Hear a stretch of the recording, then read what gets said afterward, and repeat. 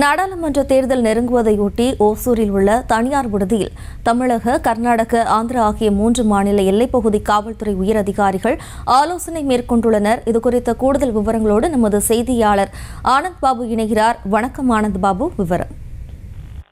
வணக்கம் ஜெயஸ்ரீ. தமிழகம் மற்றும் இந்தியா முழுக்க நாடாளுமன்ற தேர்தல் நெருங்க உள்ள நிலையில் ஒசூரில் உள்ள தனியார் விடுதியில் தமிழகம், கர்நாடகம், ஆந்திரம் ஆகிய 3 மாநில போலீசாரின் போலீஸ் உயர் அதிகாரிகளின் முக்கிய ஆலோசனை சேலம் சரக டிஐஜி தலைமையில் ஒசூரில் நடைபெற்று வருகிறது. கர்நாடகா, ஆந்திரா ஆகிய 2 மாநில எல்லைகளை கொண்ட சிறப்பை கொண்டது தமிழகத்தின் கிருஷ்ணகிரி மாவட்டம்.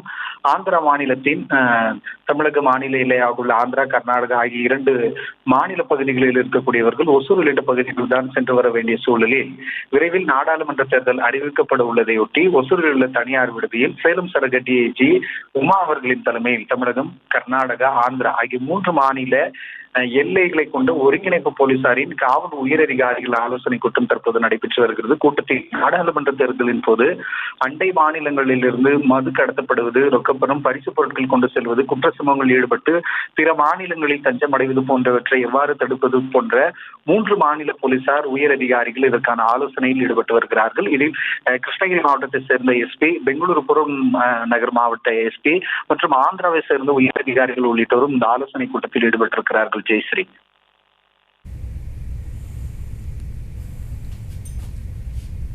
விவரங்களுக்கு நன்றி ஆனந்த் பாபு.